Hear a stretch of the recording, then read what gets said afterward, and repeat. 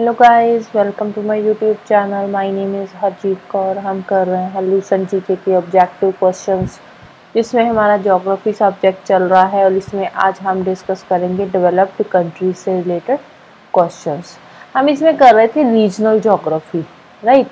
तो regional geography के अंदर हम डेवलपिंग कंट्री से रिलेटेड जितने भी क्वेश्चंस थे सारे के सारे हम डिस्कस कर चुके हैं। आज हम शुरू करेंगे डेवलप्ड कंट्री से। तो आज का क्वेश्चन नंबर 1 है, the Faroe is a group of islands lying in the Atlantic Ocean between Scotland and Iceland.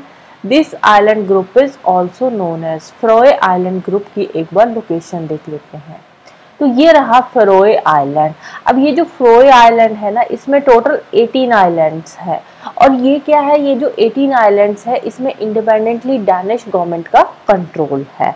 और ये रहा आइसलैंड और इस साइड आ जाता है स्कॉटलैंड और इन दोनों के बीच में पड़ता है फेरोए आइलैंड। अब फेरोए आइलैंड को और क्या बोलते हैं, इसको बोलते हैं आइलैंड ऑफ शीप। तो ऑप्शन ई आ जाएगा इसका answer. Next, Cordillera is in north America is a. Cordillera जो नॉर्थ अमेरिका में है, नॉर्थ अमेरिका में कॉर्डिलेरा क्या है, नॉर्थ अमेरिका में कॉर्डिलेरा एक माउंटेन चेन का नाम है। तो आंसर आ जाएगा option D, mountain system.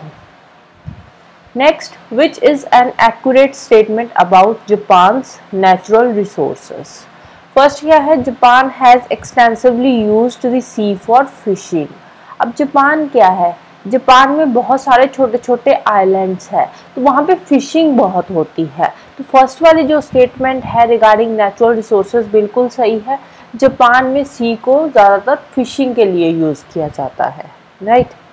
Next, the coast of Norway is an example of. Norway की कोस्ट जो है, ये रहा नॉर्वे। नॉर्वे की ये जो कोस्ट है ये किसकी एग्जाम्पल है, Dalmatian coast, fjord, ria and emerged coast.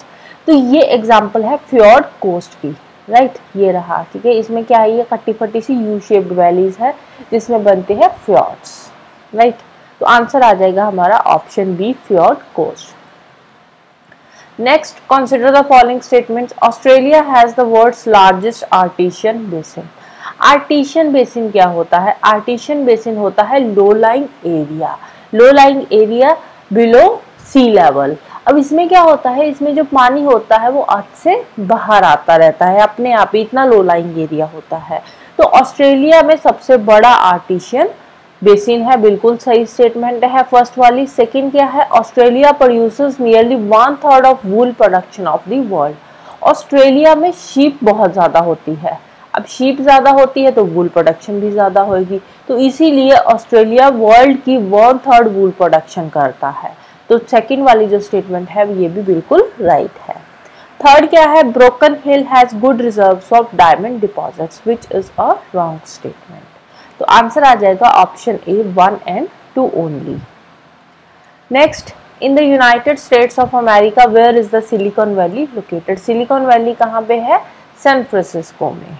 तो आंसर आ जाएगा option D, south end of San Francisco Bay. San Francisco में भी सदर्न पार्ट में है Silicon Valley, right.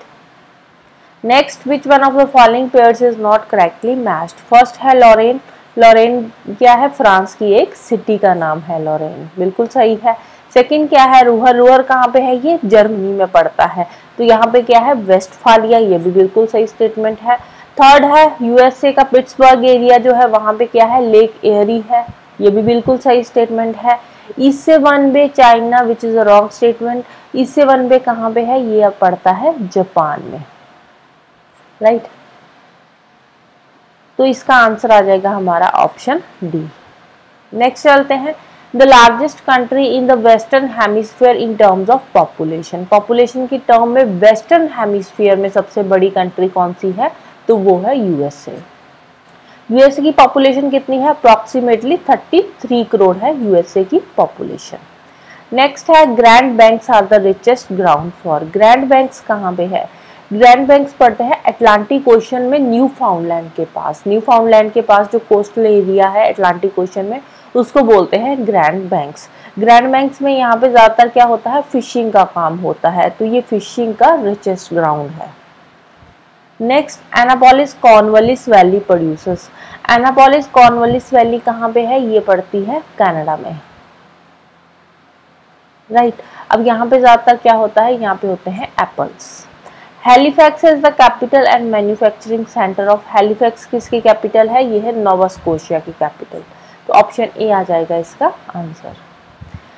Next, the largest urban centre of Canada, Canada का urban centre, सबसे बड़ा अर्बन सेंटर कौन सा है, वो है मॉन्ट्रियल।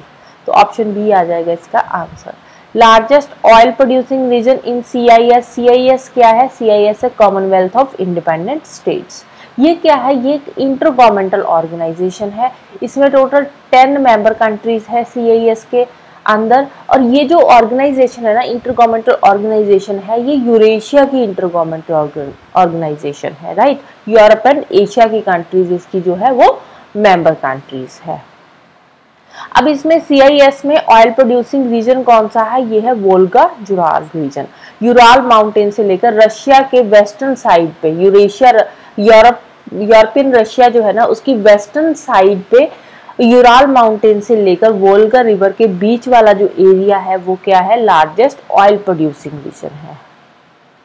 नेक्स्ट है Soviet Detroit is, Soviet Detroit क्या है, ये सोवियत यूनियन का एक इंडस्ट्रियल सेंटर है और ये पड़ता कहाँ पे है, ये पड़ता है गोर्की में।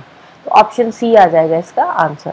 सोवियत मैनचेस्टर किसको बोला जाता है, सोवियत मैनचेस्टर बोला जाता है इवानोवो को। तो ऑप्शन सी आ जाएगा answer. Next, CIS is 3 times bigger than. अब देखो CIS में टोटल कितनी कंट्रीज है, इसमें टोटल 10 मेंबर कंट्रीज है और ये USA से 3 गुना ज्यादा बड़ा है। जब अगर हम CIS की 10 कंट्रीज को मिला दे तो ये USA से 3 गुना से भी ज्यादा बड़ा हो जाता है। नेक्स्ट है the largest industrial region of Russia, Russia का सबसे बड़ा इंडस्ट्रियल रीजन कौन सा है, ये है मॉस्को गोर्की रीजन। तो ऑप्शन बी आ जाएगा इसका आंसर। नेक्स्ट, असर्शन की स्टेटमेंट है the population of North America increased by more than 6 times in last 100 years, which is a right statement। पिछले 100 साल में नॉर्थ अमेरिका की जो पॉपुलेशन है वो 6 गुना से भी ज्यादा बढ़ी है। बिल्कुल सही स्टेटमेंट है। सेकेंड रीजन क्या दिया है इन्होंने, North America had experienced industrialisation and immigration. आप पिछले 100 सालों की अगर हम हिस्ट्री देखें तो नॉर्थ अमेरिका में एक तो इंडस्ट्रियलाइजेशन बहुत ज़्यादा हुई है और दूसरा इमिग्रेशन बहुत ज़्यादा हुई है।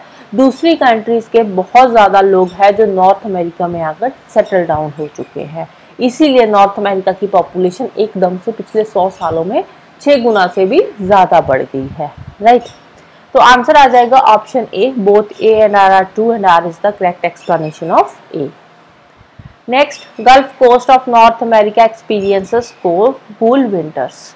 अब नॉर्थ अमेरिका की जो गल्फ कोस्ट है वहाँ पे सर्दियों में बहुत ठंड पड़ती है, कोल्ड विंटर्स होते हैं वहाँ पे। क्यों होते हैं, क्योंकि ये जो गल्फ कोस्ट है ना, यहाँ पे कौन सा करंट फ्लो करता है, गल्फ स्ट्रीम, ठीक है। अब यहाँ पे गल्फ स्ट्रीम फ्लो करता है, गल्फ स्ट्रीम कौन सा करंट है, वार्म है या कोल्ड है, गल्फ स्ट्रीम है वार्म करंट, राइट। अब ये वार्म वाटर्स की वजह से ही नॉर्थ अमेरिका की जो गल्फ कोस्ट है वहां पे कोल्ड विंटर्स होते हैं, एक्सट्रीम कोल्ड विंटर्स एक्सपीरियंसेस होते हैं Gulf Coast of North America में, राइट। तो असर्शन वाली स्टेटमेंट बिल्कुल राइट है। रीजन क्या है, Gulf Coast of North America is situated at the high latitudes, high latitude पे तो सिचुएट करता ही है, बट उसकी वजह से यहाँ पे कोल्ड विंटर्स नहीं होते हैं। तो दोनों की दोनों स्टेटमेंट्स यहाँ पे इंडिपेंडेंटली ट्रू है, इंडिविजुअली ट्रू है, but R is not the correct explanation of A. तो ऑप्शन बी आ जाएगा हमारा answer. Next, about 2/3 of Canada's population is concentrated in St. Lawrence Basin of Ontario Peninsula on the account of। क्यों यहाँ पे ज़्यादा population रहती है Saint Lawrence basin of Ontario पे। कनाडा की 2/3 पॉपुलेशन जो है वो कहाँ पे रहती है, Saint Lawrence basin of Ontario peninsula में। क्यों रहती है, क्योंकि यहाँ पे एक तो इकोनॉमिक एक्टिविटी बहुत ज़्यादा है, दूसरी ट्रांसपोर्ट फैसिलिटी यहाँ पे अच्छी खासी है, इसीलिए ज़्यादा लोग यहाँ पे रहते हैं। तो आंसर आ जाएगा option C, concentration of economic activity and facility of transport. Next, the major amount of wheat in Ukraine is produced in area of, Ukraine में ज्यादातर व्हीट कहाँ पे होती है, ब्लैक सॉइल में। तो ऑप्शन सी आ जाएगा इसका answer. Next, assertion, river Hwangho often overflow its banks and inundates innumerable villages causing widespread devastation. Hwangho river कहाँ की है, चाइना की रिवर है हवांगहो। अब यहाँ पे क्या होता है, हवांगफो रिवर में अक्सर का फ्लड्स वगैरह आते रहते हैं। इसमें बहुत ज़्यादा पानी आ जाता है, बहुत ज़्यादा पानी आ जाता है तो ओवरफ्लो हो जाती है। जब ओवरफ्लो होती है तो इसके आसपास के जो विलेजेस वगैरह है वहाँ पे बहुत ही भयंकर तबाही मचती है।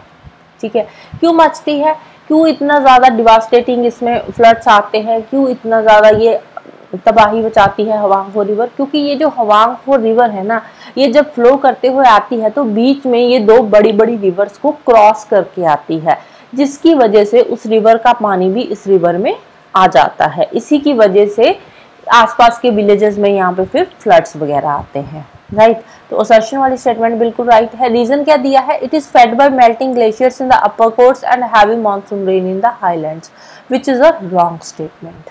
राइट, तो आंसर आ जाएगा option C, A is true but R is false.